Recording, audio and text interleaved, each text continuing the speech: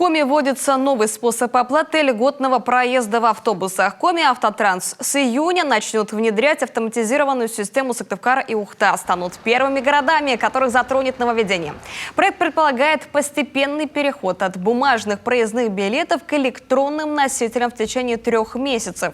Каждому жителю, обладающему правом льготного проезда, предоставляется выбор: бесплатно получить социальную транспортную карту или активировать услугу льготного проезда по бесконтактной банковской карте платежной системы МИР.